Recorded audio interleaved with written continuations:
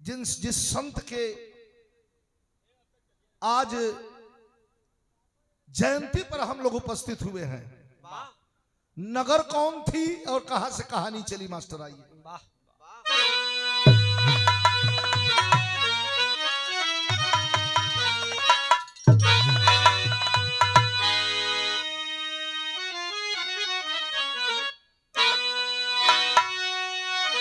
कहानी चली प्रथम युग सतयुग। सतयुग अर्थात सत्य का युग था, झूठ की कोई गुंजाइश नहीं थी। कितना अंतर हो गया, आजकल कुल काम जोत के झूठे पे होता। हमारे पार्टी में भी आदमी हुआ पूछल जाए सच कहिया के बोले हुआ तो कल ख्याल ना, जोत के दिन भर झूठे आदमी काम अपन निकाले खातिर बोल के निकल जाता। लेकिन कहानी कहां से चल मास्टर।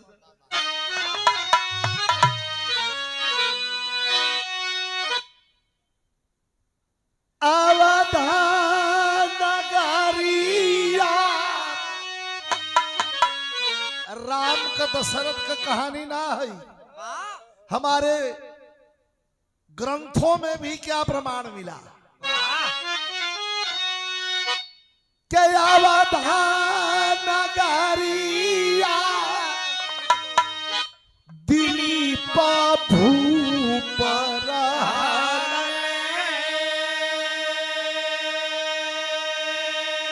कैलन कैलन सूर्य वंश में आजो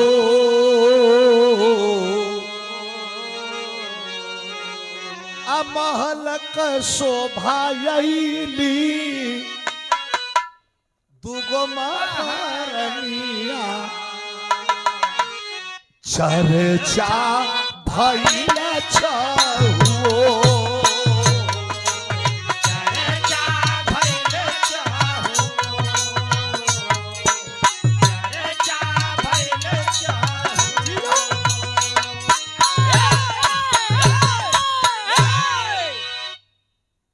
अयोध्या नगर में एक राजा, राम का कहानी, राम से 7 पीढ़ी ऊपर, पता यता नहीं था राम और दशरथ का। 7 पीढ़ी ऊपर एक राजा सतयुग में। वो कौन राजा था? राजा का नाम रहल दिलीप। प्रजा बड़ी खुश रहल, बड़ा चैन से जिंदगी बितावत रहल। लेकिन कमी का रहल राजा भी हवे न कैले रहलन। अच्छा, ये जमाने में कहल जाला कि बिना बियाहल न पुरुष पूरा हो न स्त्री पूरी हो, दोनों अधूरा हो। देश का तो दुर्भाग्य है, एक जने बियाह कैले हो तो छोड़ी दिले हो, एक जने बाणे घूमत हो। दुर्भाग्य। अरे बुरा आप लोग मत मनिहा, बिना गांठ जोड़ के बैठले, अगर पत्नी के संगे गांठ जोड़ के बैठल हुआ तब जाए के पूजा कोनो सफल होले। अकेल बैठ जावा वहां कोनो सफल ना, कुल भंग। यहाँ अकोर से बाणा घूमत हूँ। पुरस्कार 200 रुपया प्रदान कैलन हमार गार्जियन। हमार बिरहा कई किस्म के, मार पछाड़ होले, ले तेरी की दे तेरी की होले, ऐठे भांग मतिन धीरे धीरे छुअत जाई। ये वह छुए वाली है। राजा दिलीप के सामने आए के प्रजा एक दिन हाथ जोड़ ले, कह राजा अमन बड़ा दुखी है। राजा कहला है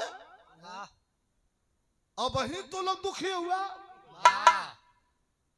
और का चाहिए तो उनके हम सब कुछ फ्री छोड़ ले है, अपने जाने में दुख ना दे ले। कल नहीं अमन दुखी है, कहा दुख का कारण लेला भैया थामला, इस अमन दुखी है भैया। धीरे धीरे देखा प्रधान जी, आपके अगल बगल थोड़ा शोर ज्यादा, समर्थक लोग से कहदा कि वही थनी शांत रहे, जब मामला गरमाई तब गरमाई है लोग। यह तो दिक्कत है, यह तो दिक्कत है। तो घूम घूम कुल कहा कि मुर्गा है ना दारू है, मुर्गा है और दारू है, नेता बहुत जुझारू है। मुर्गा भी है और दारू भी है, नेता बहुत जुझारू भी है। जो ना पावा कहे न मुर्गा है न दारू है और नेता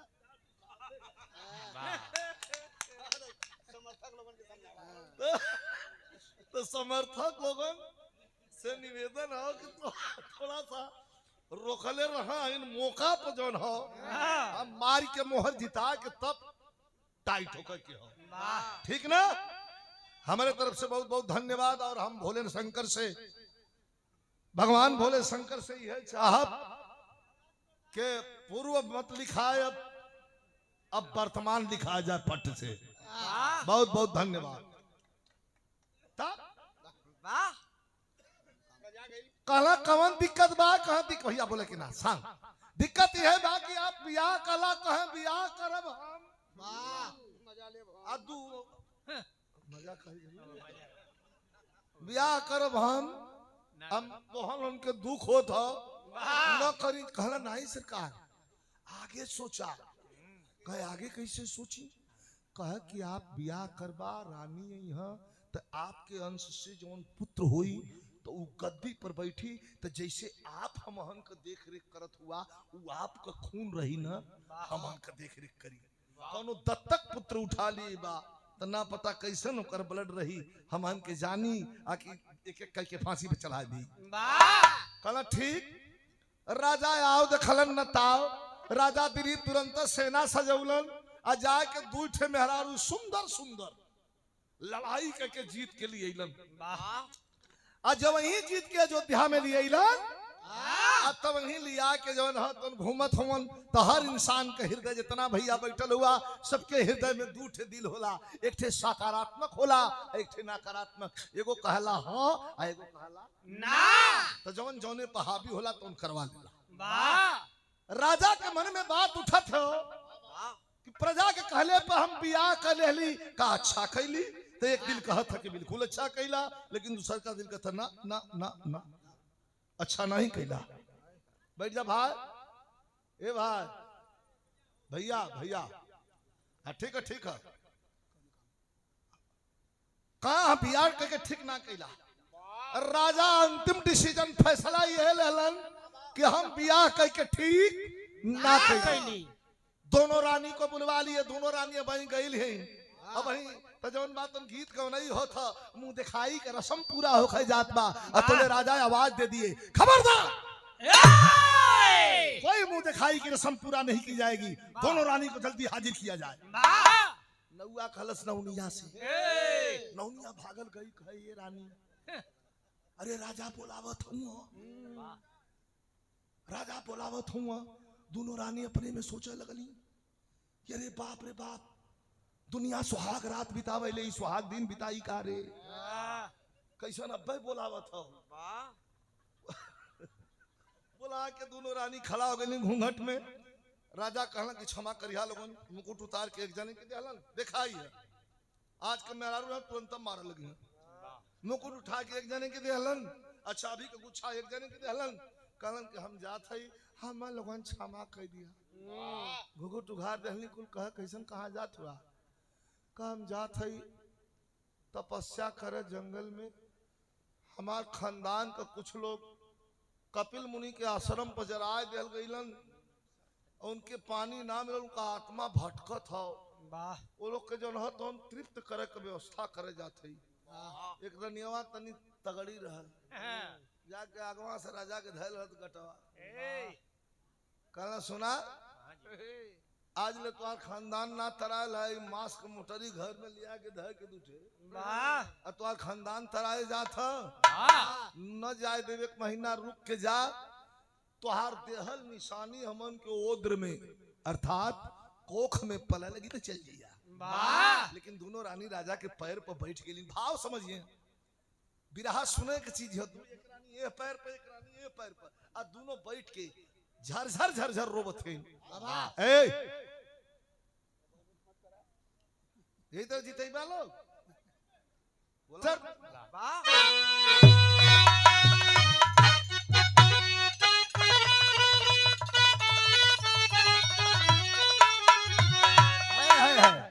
दोनों रानी राजा से कहलन कि मत जा, लेकिन कैसे रोके कि कवन ने, अरे कवन काम का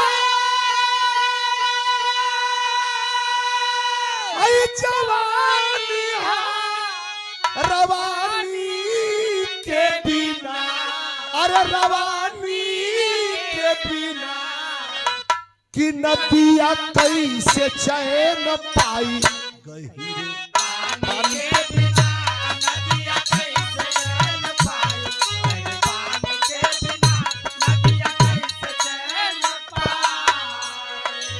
ए राजा कहाँ जात हुआ, नारी का सिंगार होला मांग के सेनुरा, नारी का सिंगार होला मांग के सेनुरा, नारी का सिंगार होला मांग के सेनुरा।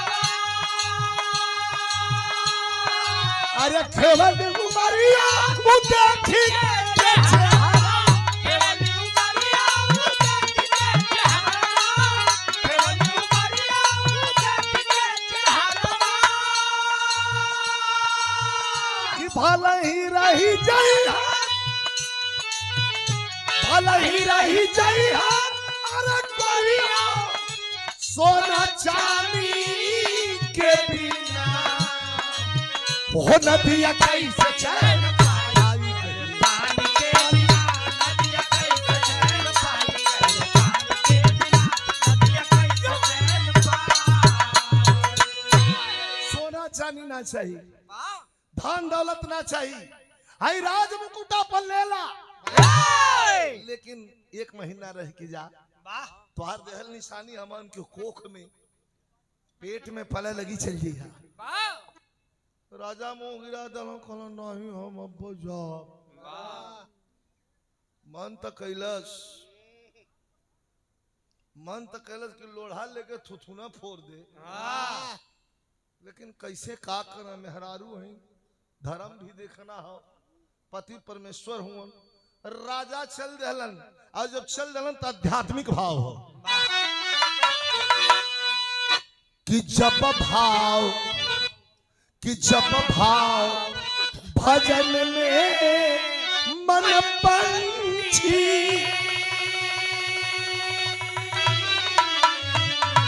अरे जब भाव भजन में मन पंछी यहाँ टूट गया तो टूट गया,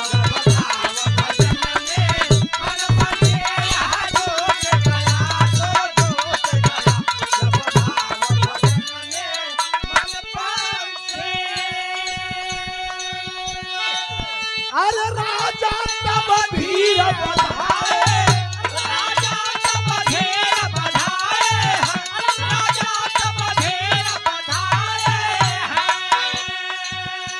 अरे वो घोर विपिन में आए हैं, अरे सुगना ये मतलबी दुनिया से, सुगना ये मतलबी दुनिया से जब रूठ गया तो रूठ गया, सुगना ये मतलबी दुनिया से जब रूठ गया तो रूठ गया, सुगना ये मतलबी दुनिया से। राजा कलाम जात है, एगो काम करिया लोगन कहा का दिखा रहो पर करेर का पतिव्रता धर्म का लोगन पालन करिया, ऐठे गद्दी को वारिस पैदा कैलिया। कैसे संभव भैया, कैसे संभव, पतिव्रता धर्म का भी पालन करे के हो और गद्दी का वारिस भी तैयार करे के हो। दोनों रानी कपार खजवावे लगनी कि का कह के जात हूं, चल गईलन दूर तक राजा चल जात हूं, और दोनों रानी खड़ी होके मूक दर्शक बन के देखत हैं। तो कवि जी भाव लिखत हूं कैसे,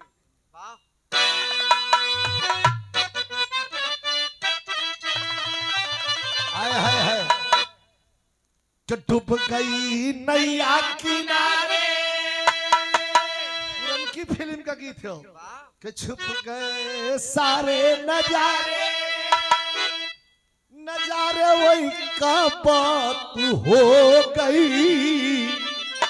लेकिन ऐसे बढ़िया भाव कवि जी लिखत हूं, राजा जात हूं, दोनों रानी खड़ी हैं, लेकिन कभी कहत हूं डूब गई नैया किनारे, अरे माझी से कुछ बात ना भइल कि पायल छमके चूड़ी कंगन से मुलाकात ना भइल, पायल छमके चूड़ी कंगन से मुलाकात ना भइल, पायल छमके चूड़ी कंगन से मुलाकात ना भइल।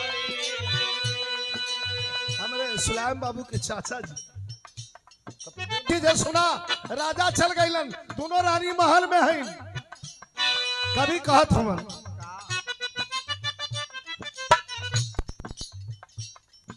मन नहीं बस में, जवानी नहीं बस में, मन नहीं बस में, जवानी नहीं बस में, बस में नहीं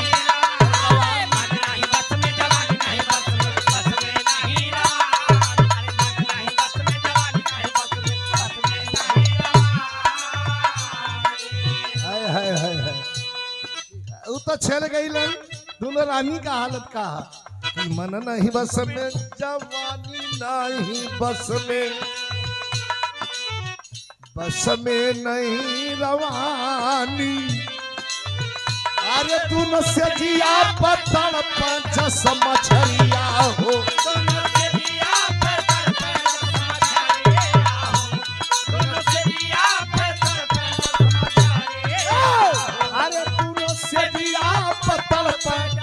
मछलिया हो। तो एक दिन से जिप बैठल 26 दिन बीत गए राजा के गई, अरे तो एक दिन से जिप बैठल सोचली कुछ रात हो गई, एक दिन से जब बैठल सोचली कुछ रात हो गई, पायल छमके चूड़ी कंगन से मुलाकात ना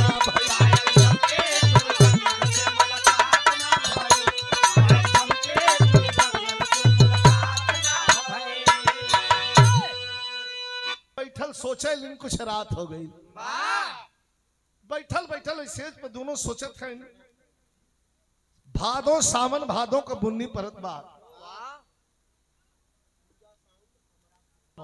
दोनों रानी सोचत नहीं, कहानी पर भाव रहे, दोनों रानी सोचत है कि कहो तो चली गईलन, आई हो कह के गईलन कि हम तो जात हैं गद्दी का वारिस तैयार के लिया, दोनों रानी अपने में राय करे लगली कि जब चली गई गद्दी का वारिस तैयार करे क्या तो काहे ना हमान विश्वास का मंथन कइल जा, कई विश्वास का मंथन का होला, तो कौन विश्वास का मंथन करत है,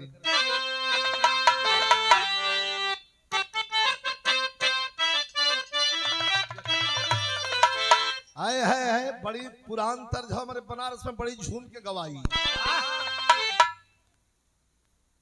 किसे जिया पलोट काला नाडू, तर्ज से बढ़िया फर्ज हो, तुम कितना बढ़िया भाव बात दोनों रानी सोचे थे, क्या सोचे थे कि बहिया में राजा कहे गलमन की गद्दी का वारिस तैयार कर लेता है, भगवान का नाम ला कि बहिया में बहिया धरौल, बहिया में बहिया धरौल, अरे चला सखी बहिया में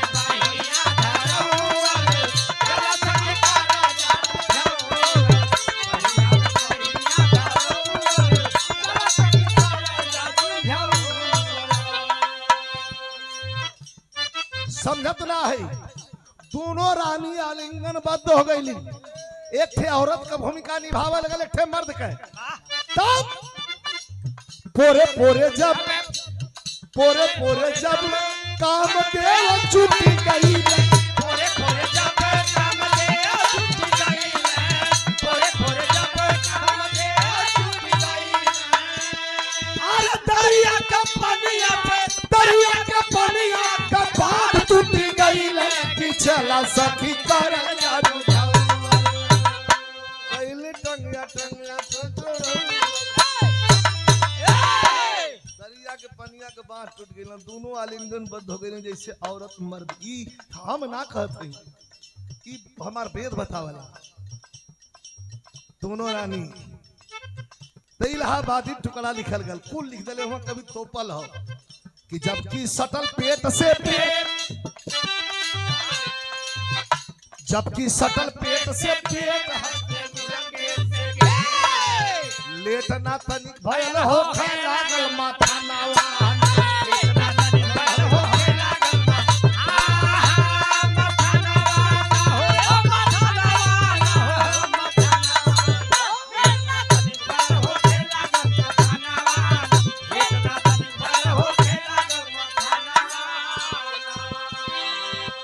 बरसल रिमझिम झीसी सब कुछ लिखले हुआ समझ लिया समझाई ना बरसल रिमझिम झीसी धरकल बातुन धरकल बरसल रिमझिम झीसी धरकल बातुन तात कह हंसे बतीसी भइला जमीला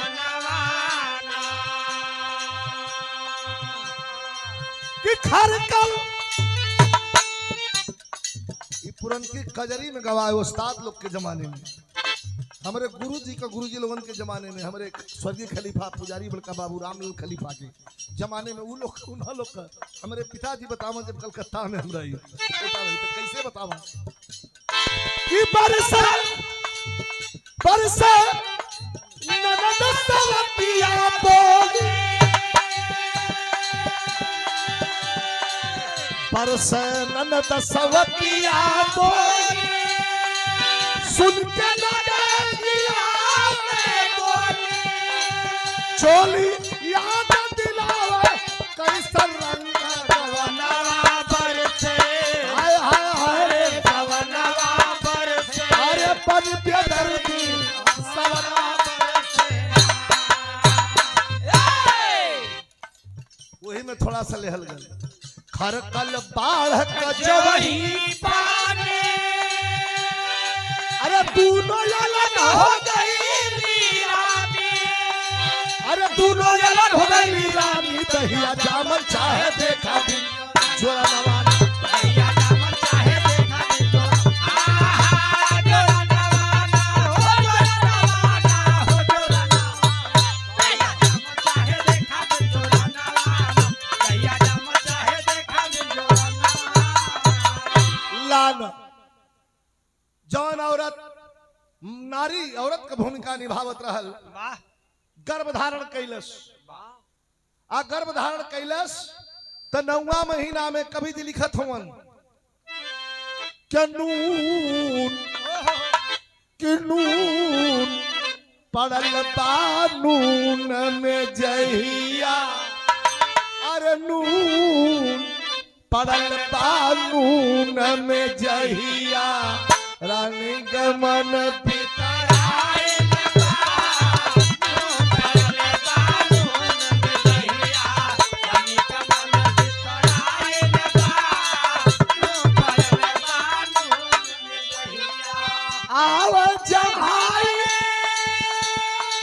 भूख मिटाई रानी कतन गढ़ुआई अरे ठीक समय से रानी उधर थे अब ठीक समय से रानी उधर थे सुंदर ललन प्रगटाई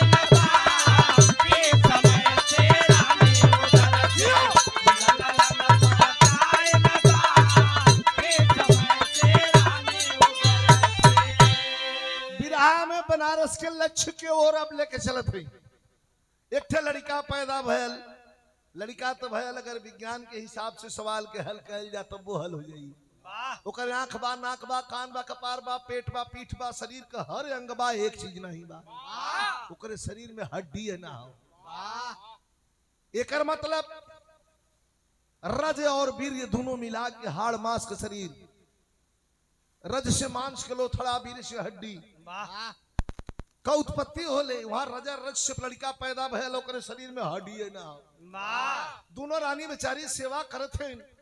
जब धीरे धीरे 8-10 साल का हो गया तो वही तरह दरिया सुतल बा सूत के खाली जो न तो हिलत डोलत हो न हाथ उठावत बा न गोड़ उठावत बा न चलत बा ज्यादा हो ठीक है भैया ए हेरा गल कहा था दोनों रानी बड़ी चिंतित हैं कि जब खड़ा ना होई बैठी ना चली ना तो गद्दी पे कैसे बैठी। एक दिन नारद जी अलन ये कुल समस्या का हल जरूर निकालने बेचारू। नारद जी कहना लोगन रोवा मत चल जा सरजू नदी के किनारे आया नहाए बदे आवल ऋषि हुवन शरीर से 8 टेढ़ हुवन जिनकर नाम हो अष्टावक्र मुनि। उन्हीं के शरीर से अगर लड़का छुआ जाए शरीर में हड्डी हो जाए।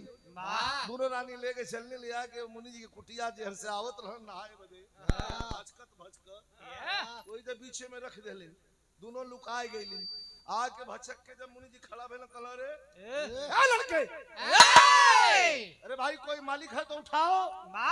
अब लड़का वही जो सुतल बा हाथ गोड़ खाली हिलावत बा हई मुंह के जबड़ा में हड्डी उडियल मुंह बिरावत है। और मुनि जी कहला रे साला ये हम टेढ़ है यही से हम देख के चिढ़ावत का।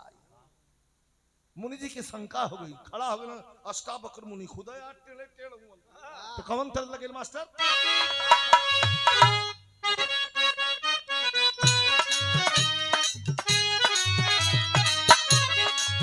है बहुत बढ़िया गीतकार अब इस दुनिया में नहीं है जेडी बहादुर उनकी लिखी हुई गीत है बड़ा बढ़िया गीतकार थे भाई। अच्छे अच्छे लोग दुनिया से चले जा रहे हैं बड़ा बढ़िया गीत लिखले रहे। कैसे मास्टर चलिया बजरिया चलिया बजरिया में बच के कहीं धक्का लगे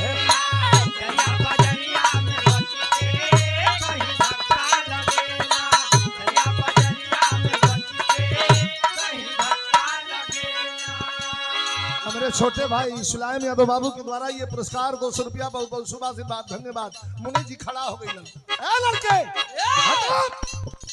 तो वही जब कहा हाथ उठावत बा न गोड़ उठावत बा न बैठ पावत बा खाली तरिए गनगनात हो। सोचा मुनि जी गुस्सियाई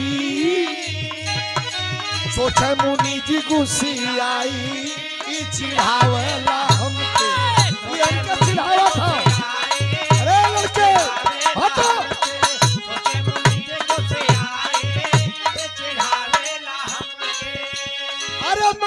लगाएला सुगनवा हो ये कर बढ़ल बाटे मनवा हो लगाएला सुगनवा हो ये कर बढ़ल बाटे मनवा हो। ना भगवे ना भगवे अतरे मुनि जी का कहलन कि मारे मुनि लथा जौन होवे वाला रहल हो गल एक लात लगल पैर लगल जवने घरिया हो। अरे पैर लगल जवने घरिया हो सीधी हो गई सरिया हो पैर लगल जवने घरिया हो सीधी हो गई सरिया हो। ये भैया जब ही एक लात लगल अतौले ओकरे देह में हड्डी हो गई चलल पड़ा। मुनि जी के क्या पता अपन चल रहे नहाए जाके दोनों मतारी के कोरा में बैठ गल कहे रे माई ये तो चढ़ला सारे इतना कस के मरले हो कि हमार दिए अबले दुखात हो जायदा भैया आशीर्वाद नाम का पड़ल पर लगल जवने घरिया हो सीधी हो गई सरिया हो वह भागीरथ कहाई चिढ़ावेला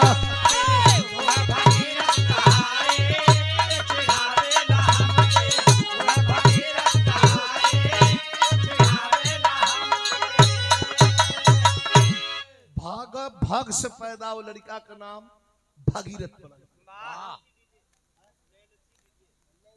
नैन्सी डीजे 12 साल तक जंगल में शेर के संगे, बाघ के संगे, हाथी के संगे, खूंखार जंगली जानवरों के साथ में लड़ते भीड़ते जब 12 साल की उम्र को पार किया तो शौर्य और वीरता देखने लायक है। 12 साल की उम्र में दोनों माताओं को विश्वास हो गया कि क्यों ना हम अयोध्या की गद्दी पर राज तिलक करके और राजमुकुट पहना दे इस बच्चे को। जो वही बुला करके मंत्रोच्चार के साथ बच्चे का राज तिलक करवाना चाहती है माँ। और तब तक हाथ पकड़ लिया वह 12 साल का लड़का। बिरहा आप लोग बड़ा सुन ले हुई, ऐसा तैसन कहानी बड़ा कम मिलेगी। हाथ रो पकड़ लिया माताओं का, कहे नहीं माँ ये राज तिलक मुझे नहीं चाहिए। का क्यों? का बाबू जो हमार काम अधूरा छोड़ ले हुआ काम के पूरा करे के। का कैसन तोर बाबू रे? हमाना तोर बाबू, हमाना तोर माई। कैसन बाबू? का ना ना काम अधूरा है पूरा करे के। कौन काम मास्टर?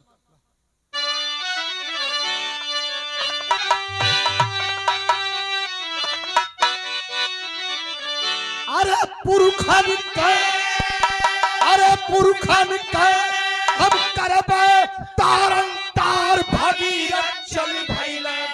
ओ किया तपस्या ब्रह्मा के, किया भगीरथ चल भइले।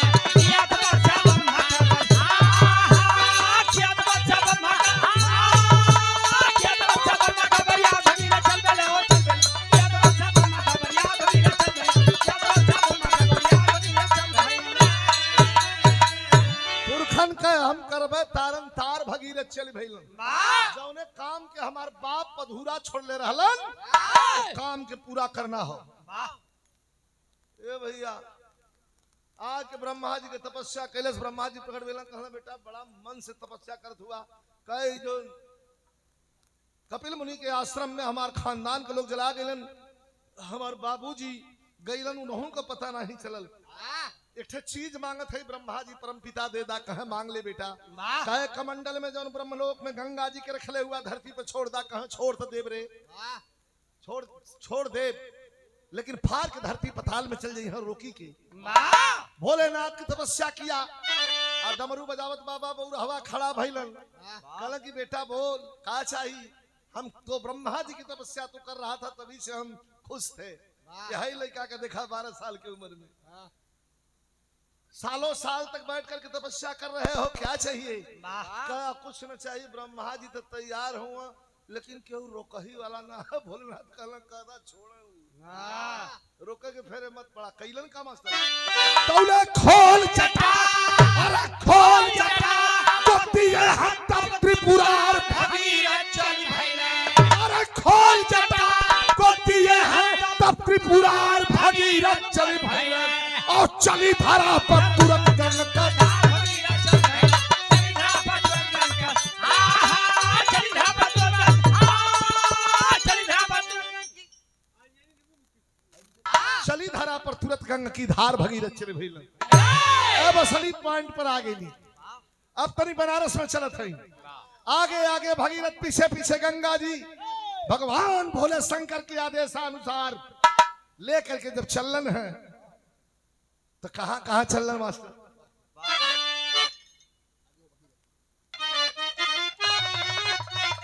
हाय हाय हाय कैसे चलन? कि अरे आगे हो भगीरथ पीछे,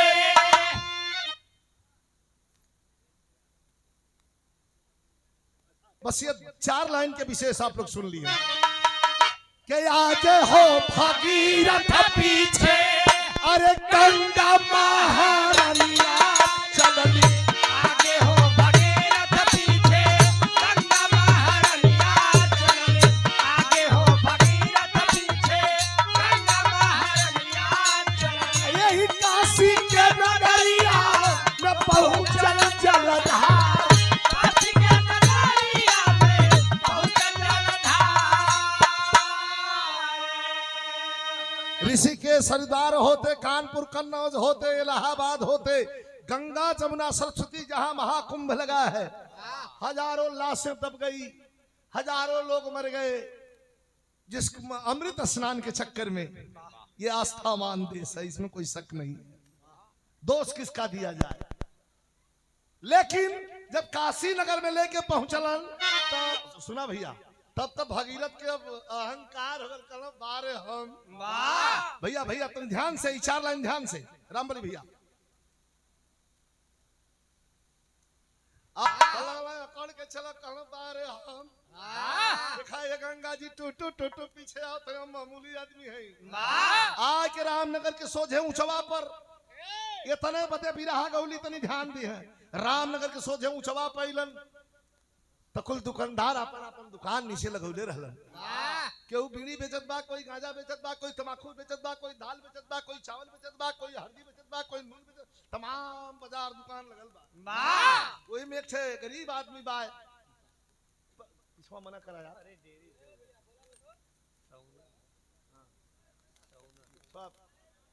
जब गयल यहाँ से प्रपोजल तब धड़कत रही है। बात समझत हुआ ना, तब धड़कली उनमें कोई दिक्कत ना है। विशेष ही 4 लाइन पर ध्यान दिया, विशेष 4 लाइन पर ध्यान दिया। जब काशी नगर में लेके अल तो ठीक सामने इनके भगीरथ के सामने इथे गरीब आदमी रहल, चमड़ा से जूता सिया वाला, जेके आप हम लोग इस समाज के लोग चर्मकार चमार के नाम से कहल। वो हरिहर मोची हरिहर चर्मकार बैठल रहलन, जूता सियत रहलन, लेकिन चेहरे से चरित्र की पहचान नहीं होती। लेके हरिहर मोची के जूता दुकान के सामने, जूता की दुकान के सामने जब पहुंचलन तो कहत हन भगीरथ कलात जूता सीने वाले हटाओ दुकान फुकान, यहाँ से गंगा जी जाएंगी। धर्म पत्नी के द्वारा ही पुरस्कार रहल, बहुत बहुत धन्यवाद हो। लेकिन आके खड़ा हो गईलन, कहलन भगीरथ ए जूता सीने वाले, मारे अहंकार में मद में जब आदमी वाला चिन्हा जाला। कबा जयराम जी की तो ऐसे न करी, ऐसे करी हम कैसे जाए लगी। जितना घमंडियावा हूँ पहलवान जितना बनाटी हूँ चिन्हा जाला। यहाँ बनारस में तक नहीं चीज खली हम कबा जयराम तो कैसे तू कहा जयराम, तू कहा जयराम तो हम जयराम न कहा, ऐसे यही चलत हो ये घड़ी। हम तो हाथ उत मिला लेला, बहुत कर ढेर बड़ बा के तो गोड़ पड़ेला। जयराम हम ना कहे, जहां जयराम कहला तहां देखो ये फजियत से दूर नहीं ला। ए भैया हो पलकी करे तो चरण स्पर्श करे, कुछ आदमी हो गोड़ों पर है तो माटिया तो हे जंघवा पर ऐसे करो। हम कथन साल बगलिया हम कह लेता का दिक्कत है, पड़ा तो गोड़ पड़ा नहीं तो हाथ जोड़ के प्रणाम कला भैया। काशी नगर में लेके जब पहुंचलन तो हरिहर मोची दुकान पर बैठल हुन, वृद्ध शरीर बा, चेहरे पर पक्कल पक्कल दाढ़ी, पक्कल पक्कल मोछ, एकदम शरीर में दम नहीं बा। अपन जूता सियत हुन और डांट के बोलन, टिकुरी हाथ से छूट गई। ए जूता सीने वाले कहा का भैया,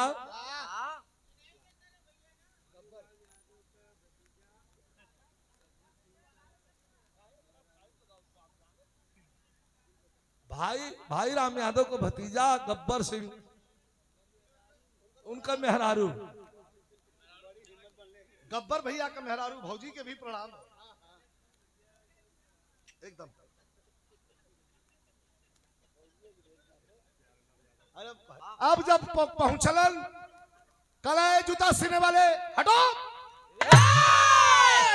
हाथ जोड़ के जूतवा सिया वाला कलश काहे भैया, ये कैसन गुंडई है भैया, काहे भगावत हुआ भैया। कारे हाथ जैसे रे जूता फूटा लेके सारे उकत ना आए पर गंगा जी जइया। जूतवा सिया वाला कहलस कब कपात उठो गरीबी है, कल भैया परिवार मर जाई खैले बिना भैया, जमल जमावल दुकान उखड़ जाई, पट्टे तनी बगल से चल जो बाय। बड़ा नागवार लगल। हां कहत हुआ भगीरथ के हे देखा हे जूता सिया वाला का हम का तो सारे बगल से चल जो, यही पड़े जाब अब तो कुल बहवा दे।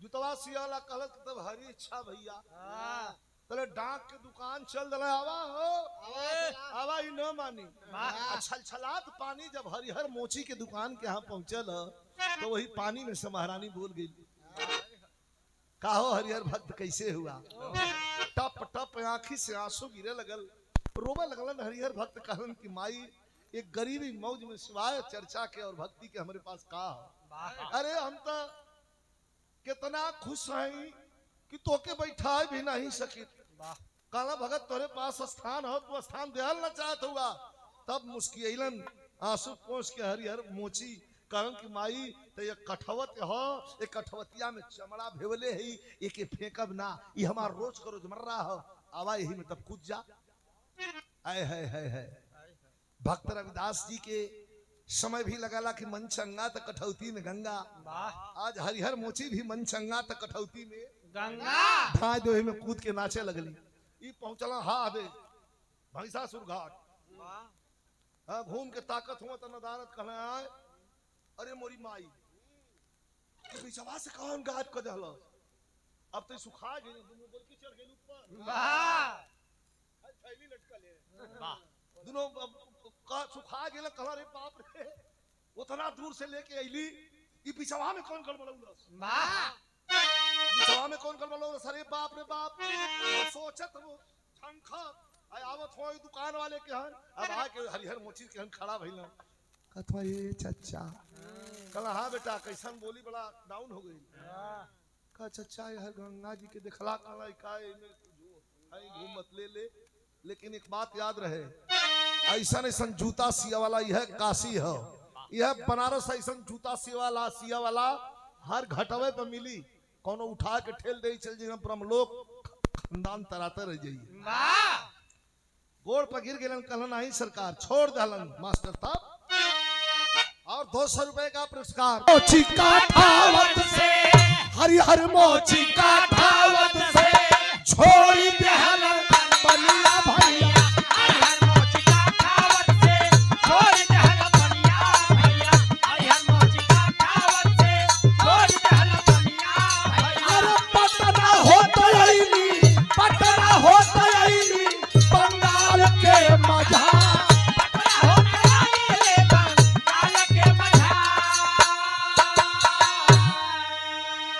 बनारस से मार्कंडे महादेव को छूते हुए गाजीपुर बूढ़े महादेव को स्पर्श करते हुए शहीदी धरती गाजीपुर बागी बलिया को स्पर्श करते हुए बक्सर बिहार बाबू वीर कुंवर सिंह के धरती को छूते हुए आरा दानापुर पाटलिपुत्र अशोक सम्राट की धरती को छूते हुए जब कल बंगाल में लेके पहुंचना तो धरती और आई आगे धरती है ना समुंदर वही जो खड़ा हुई कहला माई धरती भरा गई गंगा जी हमें महारानी बोलनी कि तब हमारे आदेश महादेव का आदेश और पीछे पीछे जा कहा जाई बोला कहे बस समुद्र में स्थान लेला माई भात गंगा जी हमें कूद गई आज जब उनमें गंगा जी कूद गई तो यही जैसे विरहा के अंतिम भाव में कवि लिखलन हमरो लास्ट बार गब्बर भैया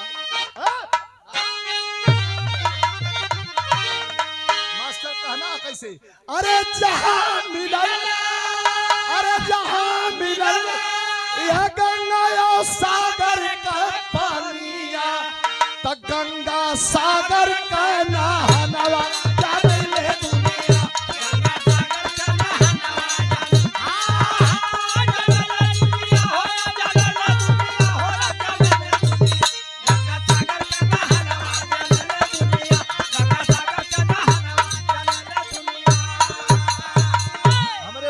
जहां मिलल वह गंगा और सागर के पनिया गंगा सागर का नहनवा जाने ले दुनिया सब तीर्थ बार बार लेकिन गंगा सागर एक बार वृद्धावस्था में अपने माता पिता चाचा चाची सास ससुर या दादा दादी के हम स्नान का फल करावल जला ये स्नान का फल का हो फल लेवे में हजारों आदमी मर गए गल अमृत में नहाए खपस के कुल मुआ घलना ओई में काटे संत हुआ नाव न बताई हम नाव न लीला एक आटे संत हुआ वो कहत हुआ कि जिनकी जिनकी वहां मौत हुई है वो एकदम सीधा स्वर्ग गए हैं 10 जाने के पकड़वा क्या उन्हें पहले लिया के उजर गेल कि तू जाए नहीं का कर हुआ।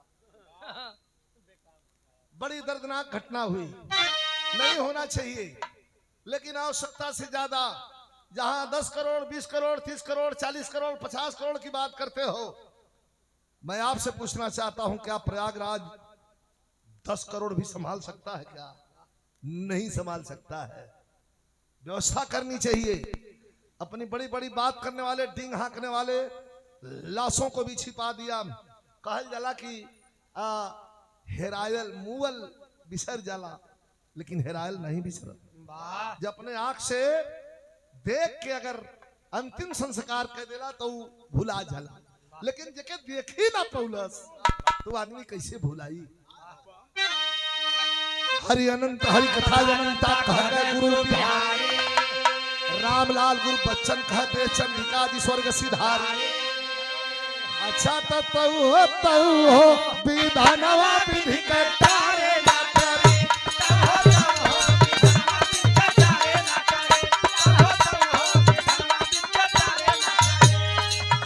विजयी प्यारेलाल के विजयी प्यारेलाल के विजयी प्यारेलाल के गाजीपुर